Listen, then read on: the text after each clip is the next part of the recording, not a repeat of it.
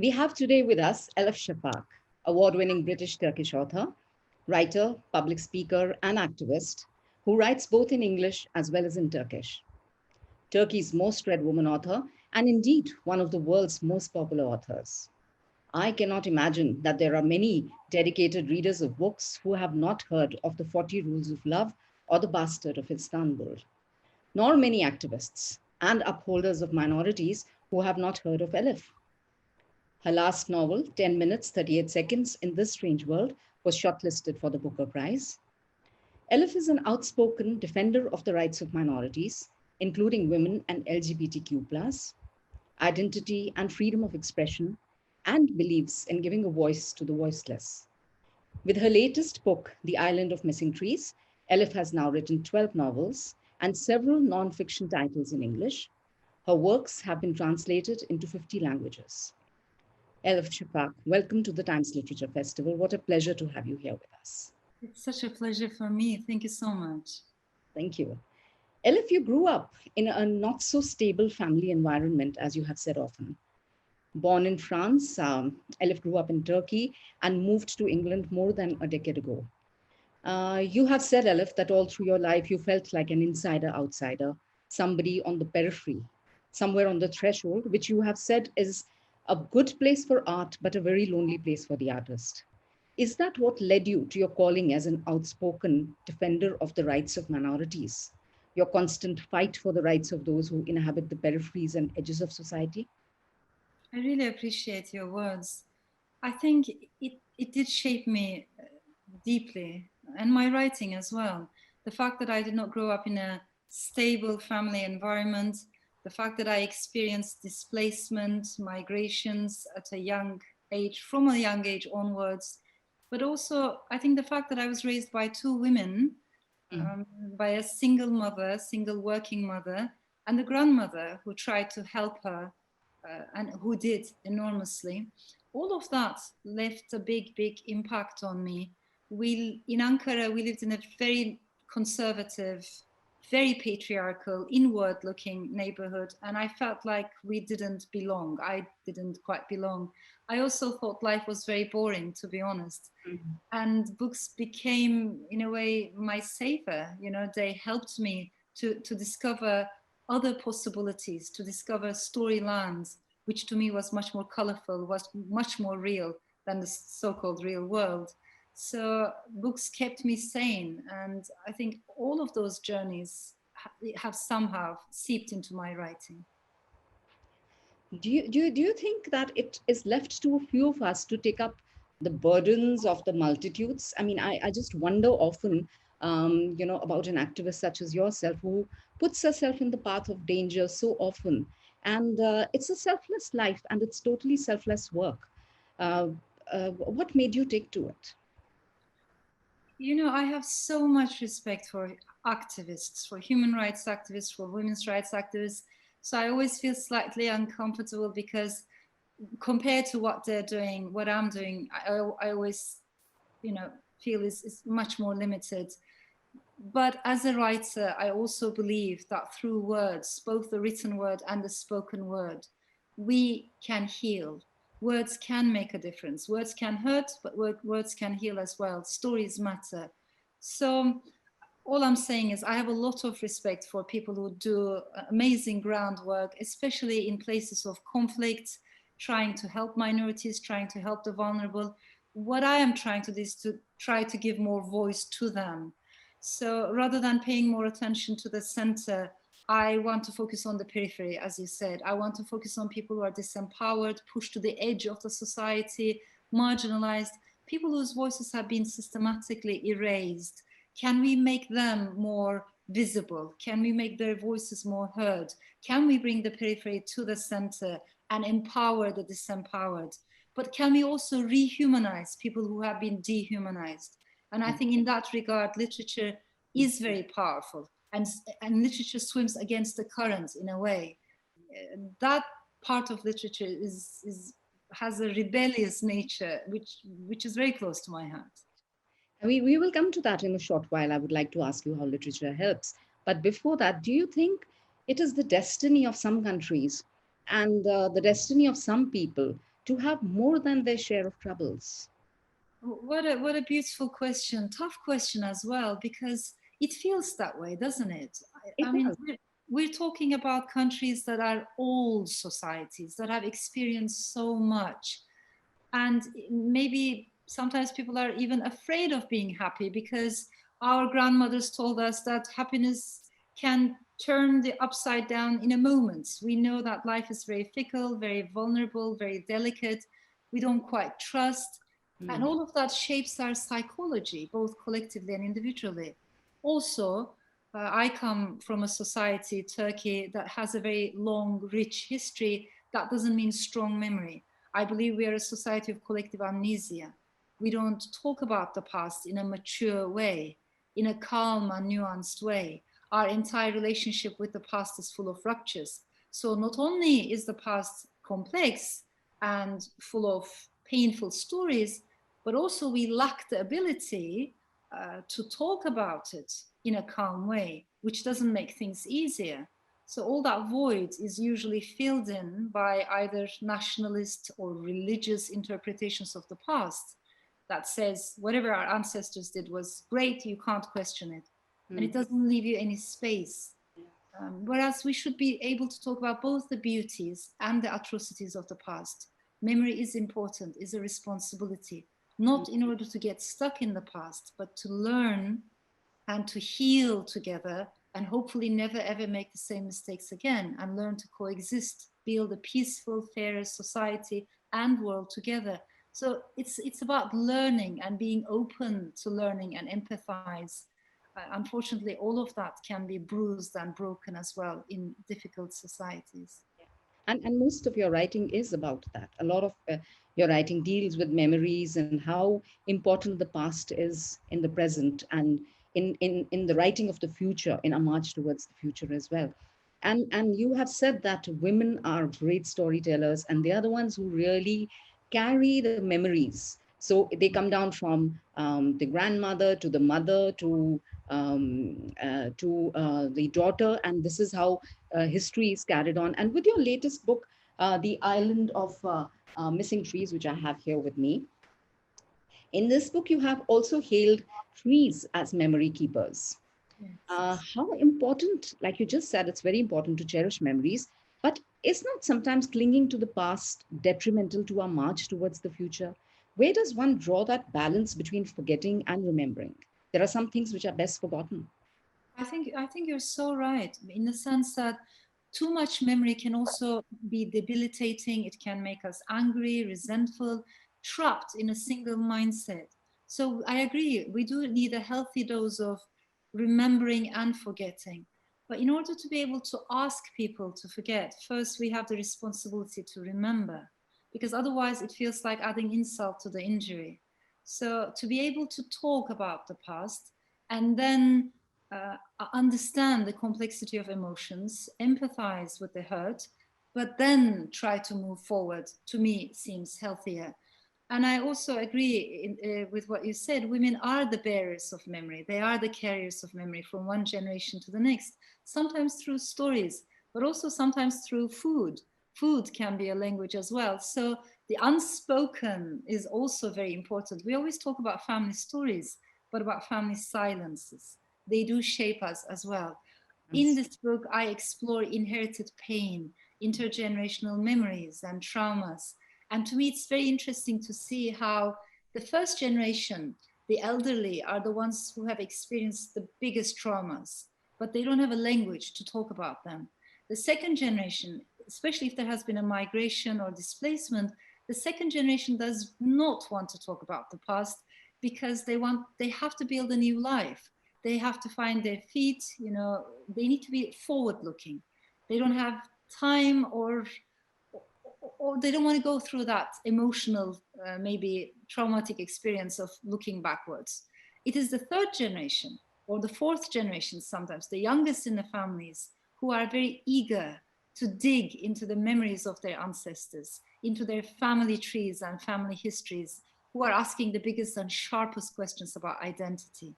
And when we talk about identity, we need to talk about roots. What does it mean to be uprooted derooted, deracinated almost. So looking at trees gave me a longer perspective, and it also gave me a chance to talk about inherited pain, because trees have inherited pain as well.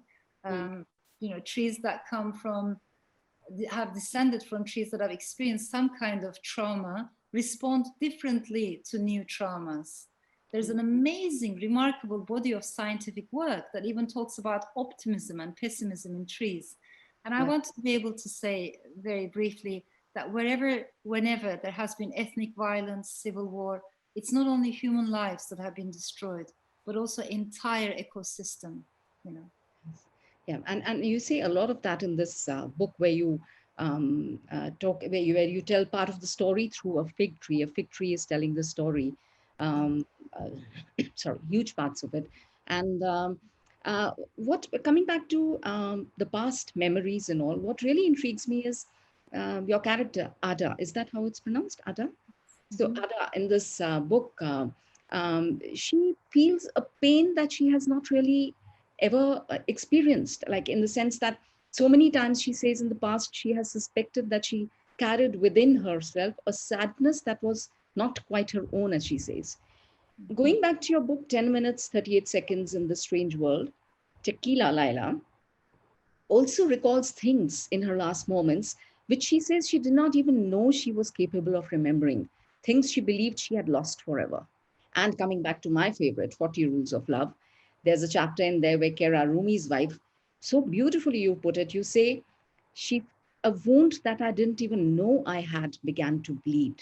It is so beautiful, a line that has stayed with me for a long, long time. A wound that I did not even know I had began to bleed. So these past memories, can they be inherited? Can they be, even if you've not experienced them or known those experiences, can you still feel the pain down generations?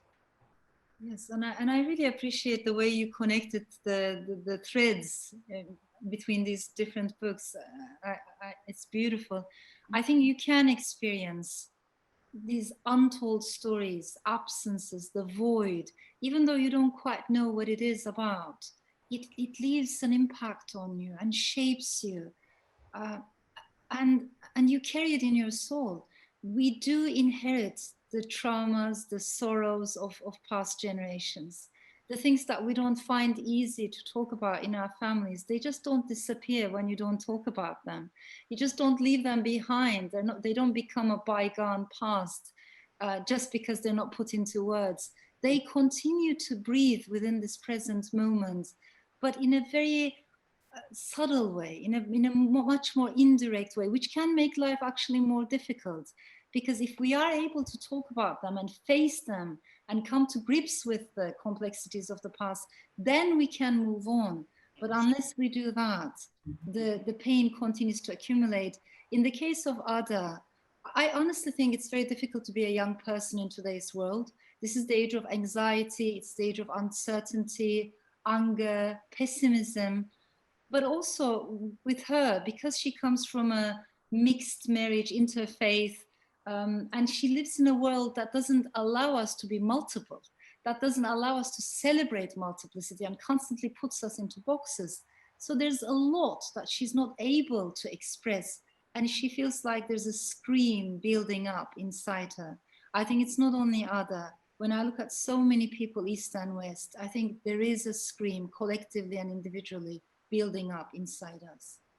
Yeah. Yes. And there's this beautiful scene in the book, of course, where she lets that scream out.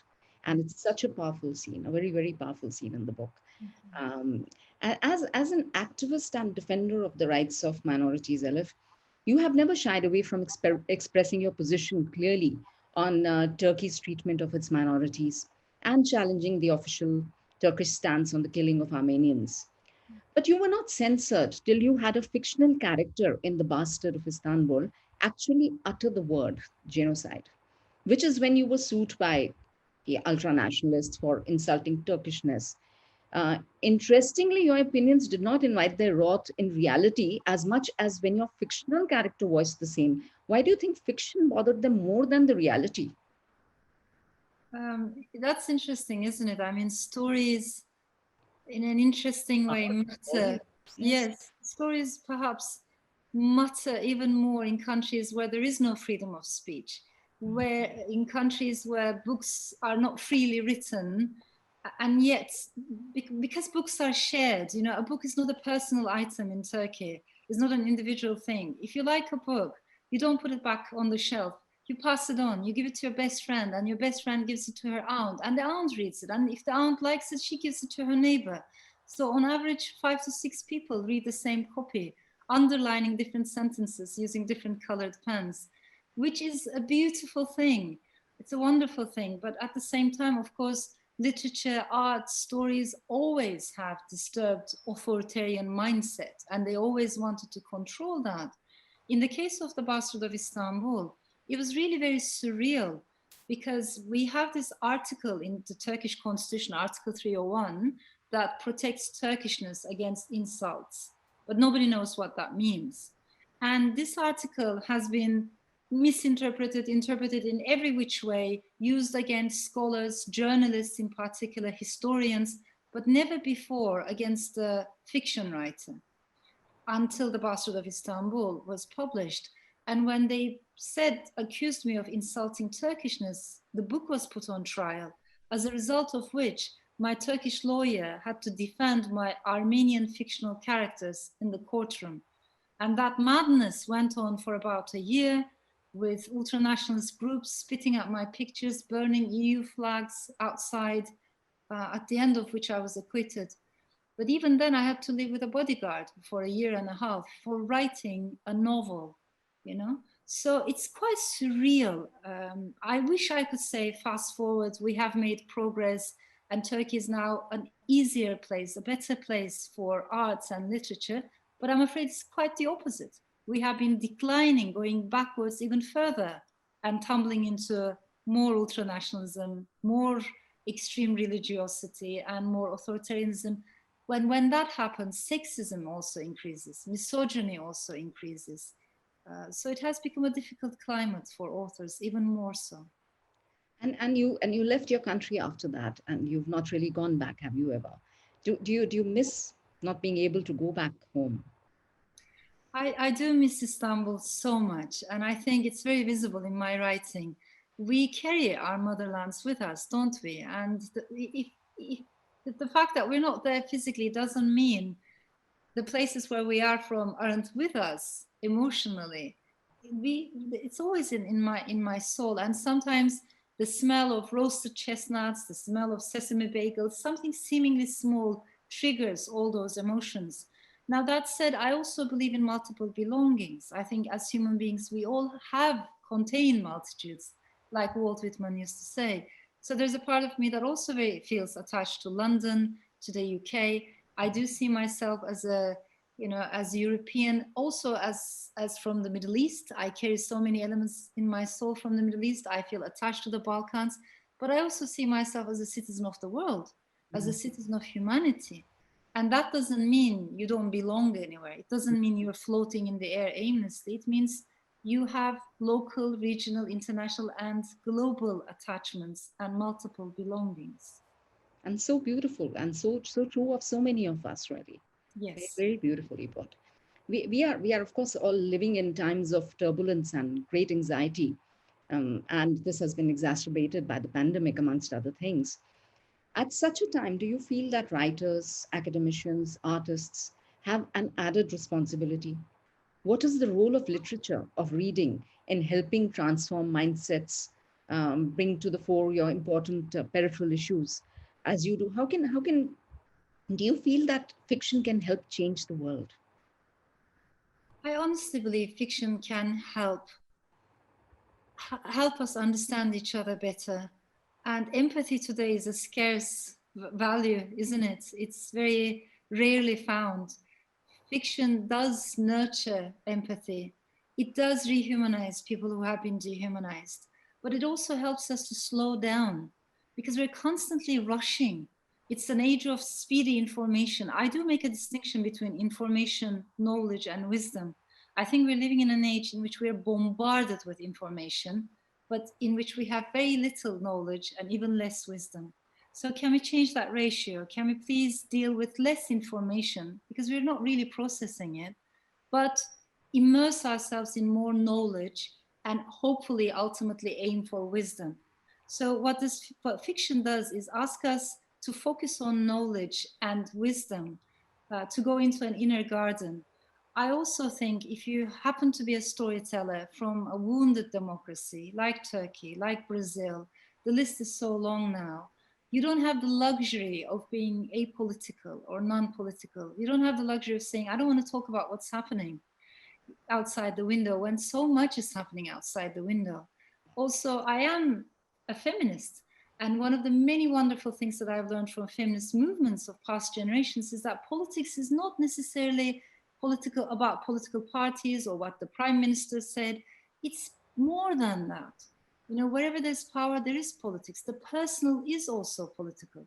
So you might be writing about gender and sexuality. That too can be quite political.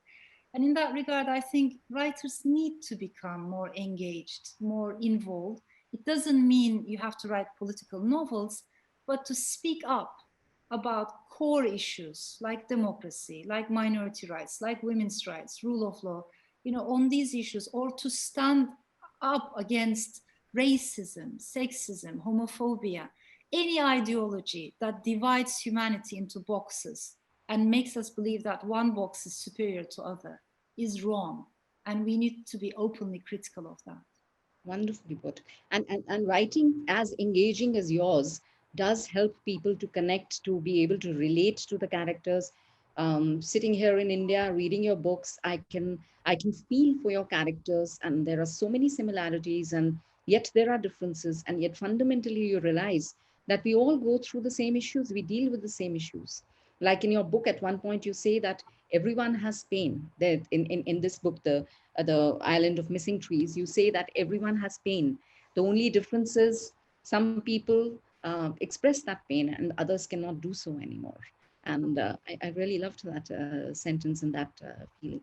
When you talk about citizens, you talk about writers being responsible and getting more engaged in issues when they write. You have also spoken about how readers must become more engaged, and about the importance of involved citizens in becoming, so that citizens should be aware of the danger of losing our democratic institutions. And you said that there must be more involvement. I'd like to know from you that what kind of involvement can citizens possibly have to ensure that our democratic institutions are not harmed?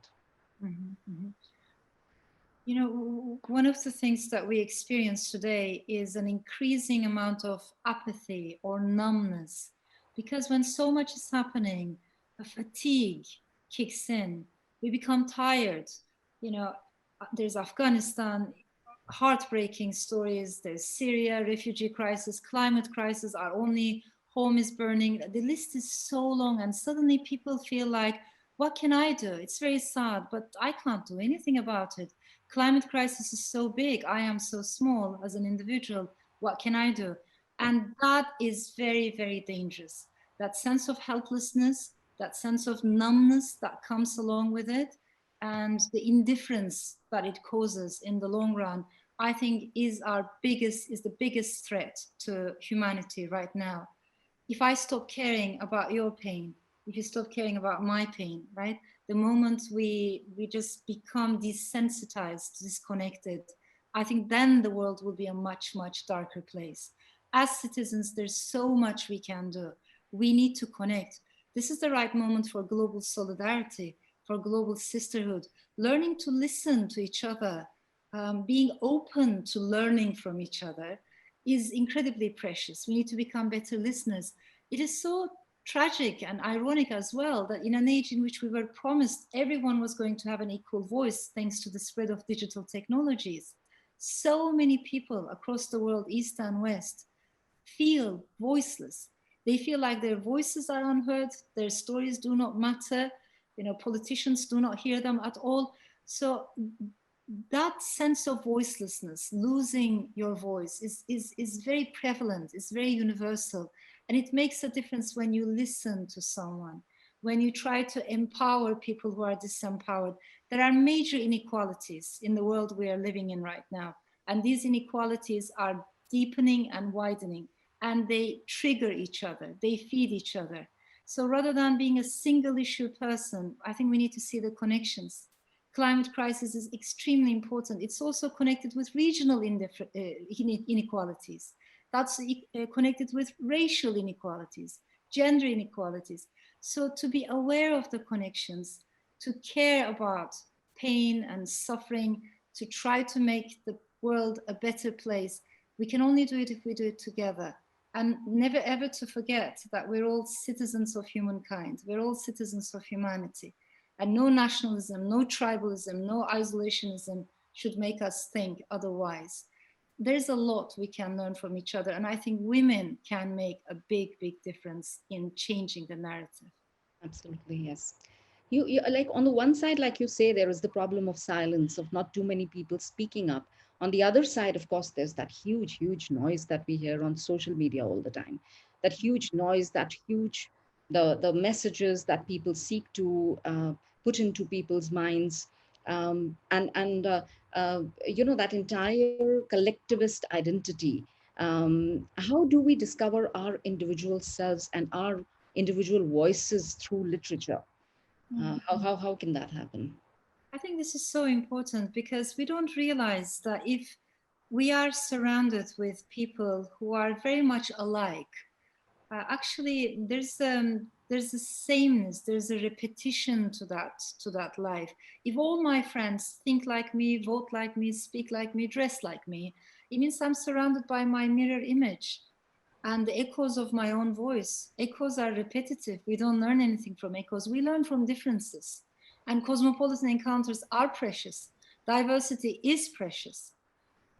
So that's one thing. But also, if I may give you an example, in Turkey, I have many readers actually who come from quite conservative backgrounds, and some of them can be very xenophobic or can be very judgmental towards minorities. If you ask their opinions about Armenians, Greeks, Jews, Kurds, Alevis, because these are the main minorities in Turkey, they will tell you all kinds of stereotypes because this is what they heard from their own friends, Yes. from their own family, energy is contagious, and we are affected by what is said around us. But the same people come to me and they say, I read your book and I love this character the best. And maybe the character that they're pointing out to is Armenian or Greek or Jewish or Kurdish. So relate, they can. They relate, they identify, and they get upset at me if that character suffers, or doesn't have a happier ending. So I've always wondered, how does that happen? And I think it's not a coincidence. You mentioned this collective identity, collectivistic mentality that unfortunately builds authoritarian mindset in the long run too. When we read a novel, we become an individual. We retreat into our inner garden, and then we become relatively more ready to connect with the other. And then you realize, actually, the other is my brother, the other is my sister. I am the other. I'm not that different than the other.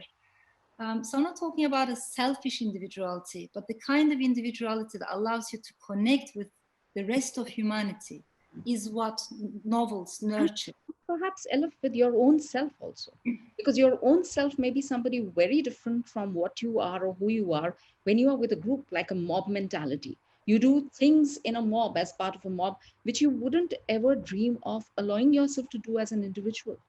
That is so true. And that's also why social media has become so dangerous, because people say things in a tone that they would never or rarely use in their daily life if they were looking at that person eye to eye, human to human. But we forget that human connection. We become part of a mob.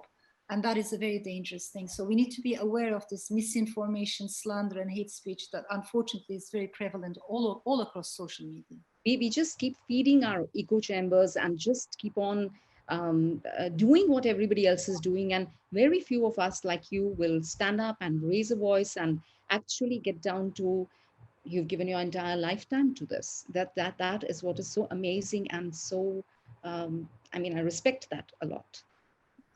It means a lot to me. I really appreciate you saying that. Thank you. Elif, you have been known to say that you have always admired the writings of survivors, the writings of people who survived Holocausts and atrocities, then you said they interest you a lot, because these writings ask the questions like, how can human beings be so cruel to each other? Do these writings or your work, otherwise, has it given you an answer to that question? How can human beings be so cruel to each other? Yes, yes, it's an important question that we should never stop asking, and we also need to understand that unfortunately it's very relevant to the age we're living in. All these divisions, antagonisms, how violence can flare up so easily, how neighbor can turn against neighbor. It's just heartbreaking. On the 6th and 7th of September recently, it was the anniversary of this mob. One of the saddest chapters in Turkish history was when mobs destroyed the property of Christian, Jewish merchants, or they attacked the families, for instance, on the 6th and 7th of September. And I was just thinking about this the other day. There is the I was looking at the memoirs, the memories of one of the survivors, and he was saying, what really hurt me was not seeing my entire store being destroyed. What really hurt me was the first stone that came from my neighbor, because every morning he and I, we used to play backgammon in the mornings. We were friends, we were neighbors. And then he was the first one to take the stone and hurl it at my, window. How does that happen? How do we turn against each other and decide that, oh, he's Christian, I am, or he's Muslim, or he's this, or he's that? Why do we do that? So we need to be aware of that side of humanity. But what the survivors are telling us, I think is very important. They're saying it's not because human beings are evil by nature. There are some evil people, but their numbers are very small. Most of the people, however, just go along with the flow. If your friend is throwing a stone, why not? You pick up a stone and you start throwing one too. So that mob mentality, going along with the flow, forgetting your individuality, forgetting your own heart and your own humanity, is the most dangerous thing. That's why I think the survivors are warning us against the dangers of numbness, indifference, not caring, and just blending in. That's the most dangerous thing. So we have to be aware and alert and conscious of our actions and our words. Very important. Yeah. So when we sit at home and think that I'm not bad because I'm not participating in all that's bad, actually I'm bad because I am not standing up and speaking up against what is bad. That's what you're saying. Yes. That is so true. And I think there is a way in which we can all be more involved and engaged, whether we are bakers, designers, dentists, poets. So we shouldn't think that, well, I don't do politics. I'm not talking about party politics. I'm not talking about partisan politics. I'm just talking about being engaged in the civic discourse, in our own democracies. And we really, really need more women, and we really need more minorities in that public space. We have to be involved when decisions are being made. We have to make our voices heard, but also, most importantly, hear the voices of anyone who has been pushed to the margins and left without a voice. So these inequalities, this unfairness of power structures needs to be questioned. And there's a gentle way. There are different ways of doing that. You can be critical, but at the same time quite compassionate. You can do that with kindness. It doesn't mean like you have to become a warrior. Yeah. And go on Sometimes hitting, people killing think people. that way, but not necessarily. Yeah. Yes, true. Yeah, your work and your talks and everything inspire millions of women around the world, and I hope they inspire many, many more, and all women become aware of the power that we hold, and the not just the power of storytelling or the power of raising our voices and speaking of the power of changing the world for ourselves and for others. I, Really. I so agree. And I think, like you, I believe women need to be more aware of what is at stake. Because when societies go backwards and when democracy is shattered, when the respect for diversity is gone, the first rights that will be curbed and curtailed will be women's rights. Women have much more to lose. So we need to become more passionate defenders of democracy and diversity and pluralism, in my opinion. Yeah. In a recent interaction here itself at the Times Literature Festival, I was talking to Salman Rushdie, and he spoke of the relationship between fiction and truth. Normally, people believe that fiction is made up, so how can it be true? And he said that a writer has a responsibility towards the truth because fiction is the opposite of a lie, because the purpose of literature is truth. So we all reveal ourselves as what human beings really are, and that is the truth. In this era of post truth and alternative facts, a time when truth is often stranger than fiction, how do you think fiction can help defend the truth? You know, sometimes when I hear readers, and it's usually male readers who do this, they say, with good intentions, they say, I read politics and I read finance and, history because technology, I read about neuroscience because so much is happening in the world. I want to understand where the world is going to. I don't have time for fiction. My wife reads fiction. Uh, When I hear that, it really, really makes me sad. Inside fiction, there is everything. Inside fiction, there is politics, there is history, psychology, technology, and there's so much more. But I think more essentially, I don't know a single human being, whatever we do in life, whether we are technocrats or artists, I don't know a single human being who doesn't need emotional intelligence. We all need emotional intelligence. There are different ways of intelligence. We all need to connect with our own emotions and we all need empathy.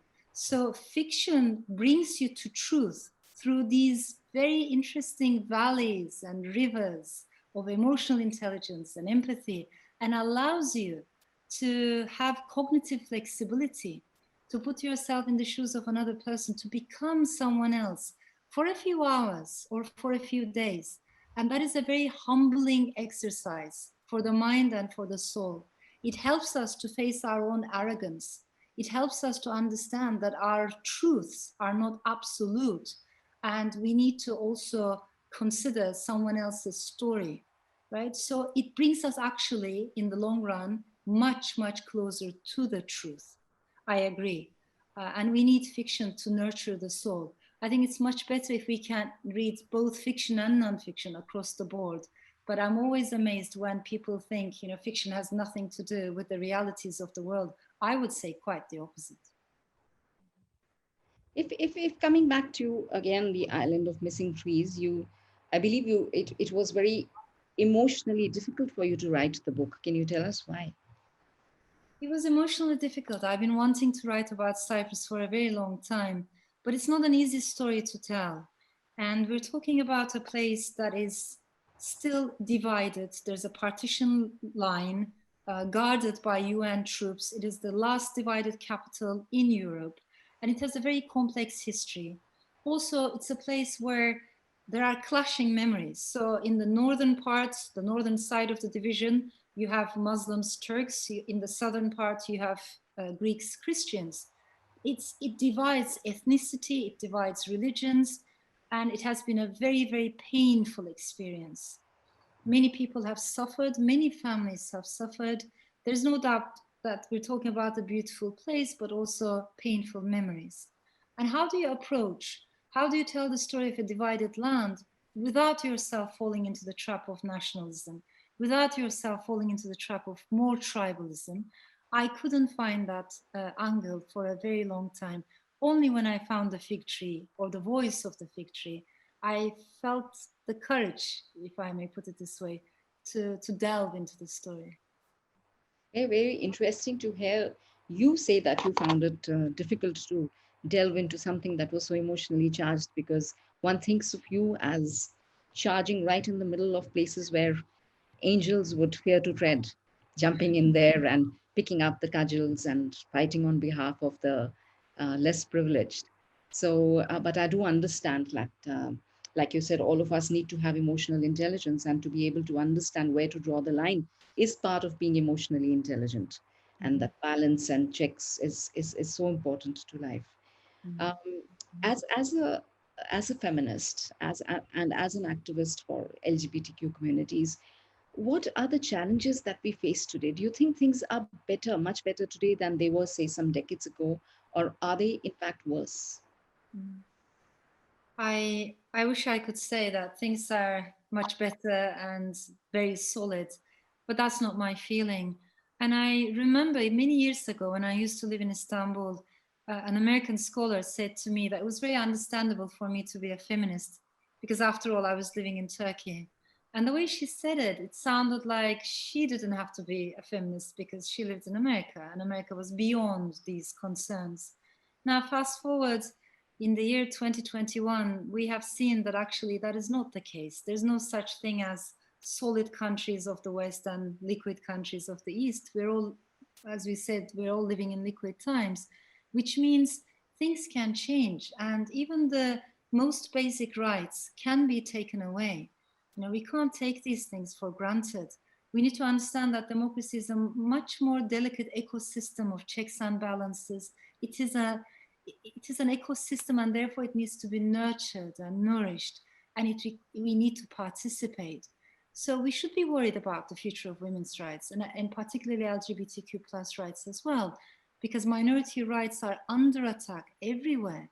We have seen even in Europe where people thought they would never see these things anymore. In Poland, there has been recently LGBT free zones. What does that mean? So if you happen to be gay or bisexual or transgender, you can't enter those towns? What kind of discrimination is that? In America, as we're speaking, in some states, they have approved an extreme form of abortion ban, which is going to change the lives of so many women. There's no such thing actually as an abortion ban. There's such a thing as a ban on legal abortion because people will try to find a solution if they are so helpless, if they are so hopeless. But those who pass these laws are not women who have experienced the ups and downs of life. These are usually very privileged men who make the decisions. And that's the thing about politics in my country as well. I'm not saying women are weak. I'm not saying just the opposite. Women are strong, women are resilient, women are very vocal in many fields. But the problem is in politics, especially as you go, as you move, look at the upper echelons, the decision-making processes, that is a very male-dominated world. And it is in the hands of very privileged men, conservative men. They make the decisions and that changes everything. So it's not an easy time for women. It's not an easy time for minorities either. And that's why we need global sisterhood even more passionately today than ever before. And Elif, do you see these two movements coming together and helping each other? Women's rights and LGBTQ plus rights. I wish, but there are gaps, and they really, really worry me because sometimes within feminist movements we can see these racial boundaries, class boundaries, ethnic or regional divisions that you don't notice at first glance, but it's almost like glass walls that separate us from each other. I don't like that. I am longing for the kind of women's movement that doesn't retreat into boxes but opens up conversations. I think we need a more intersectional approach, also be very much aware of racial and ethnic and regional inequalities and understand that and empower people who have been marginalized. I long for a women's movement that goes hand in hand with LGBTQ plus communities and their rights, but I also long for a women's movement, women's rights movement that brings men on board. Because Absolutely. what I have seen in a country like Turkey, of course, it's not easy to be a woman under patriarchy, but it's not easy to be a man either, especially if you're a young man who doesn't conform to the given descriptions of masculinity. Your life is going to be very difficult. So bring them on board, young men from disadvantaged communities. It is we're in this together, and that's why I find it important that we open up our conversations. Yeah. I have two more things to ask you, and I'll leave the best one for the last. But now, so first I'll ask you, are you working on your next book? I'm sure you must be. And can you tell us what is it about? When I finish a novel, I don't immediately start a new novel. I try to become a more social, normal human being. I do events. I really treasure book festivals. You know, I find them such important spaces for democracy, diversity, understanding. So I do more events these days, but I also read a lot, and I like to listen to what the universe is telling me. I just want to absorb for a while, and then I start a new novel. So I'm in that stage right now. All right. And do you like this stage better than the stage where you're writing crazily, or is that more to your liking when you're in the middle of a book? I think I feel always slightly down and depressed when I'm between books. Yeah, Um, I can imagine that. That's why I asked you this. yeah, Yeah. when I'm in the middle of a book, when I'm writing, yeah, I feel free. That's And when I, when you complete it, do you feel lost? yes, yes. And I feel so down when You don't when want I'm to. giving the book to my editor. It's painful. And it's like letting go of the characters you created and you're not meeting them anymore. That is so true. Yeah. Can you imagine that? So, Elif, now coming to the question I really want to ask you again from my favorite of your books, The 40 Rules of Love. Do you have a rule that is your favorite of the 40 rules, or some rules that are your favorites? What has love meant to you? And what has the manifestation of that meaning of love been in your life? Wow. What a beautiful question. I I have so much respect for love, and for me, I think love is transformative. You know, in the book it says if we are the same person before and after love, maybe we haven't really loved enough. Love changes us.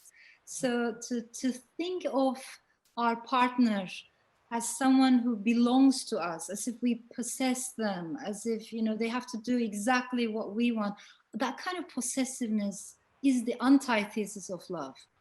You have to respect, there has to be freedom, there has to be equality, and there has to be room for change in love. So all I'm saying is, in my opinion, love is very fluid. It needs to flow, it can't be trapped into boxes. I also have a lot of respect for people who might come from different backgrounds and yet who love despite the odds, despite the hostilities, the language of hatred, and people have been doing so. So there is something about love that indeed is much, much stronger than hatred and all kinds of hate speech. And that's the energy of love, the transformative energy of love that I treasure and respect so much. In my life, I've,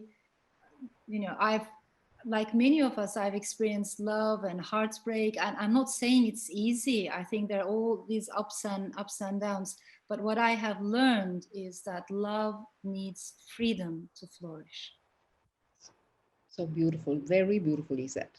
And of course, one finds traces of your belief and thoughts on love are throughout your books, and even in The Island of Missing Trees. And I wish a lot of people buy this book and read it, not just um, because the publishers or you want them to buy and read it, but because I truly believe reading books like this are transformational, and they really make you question yourself. They make you question yourself and your world, and they make you go look beyond those barriers at the rest of the world and awaken your spirit. Thank you so much for writing lovely books, Elif, and for this wonderful chat.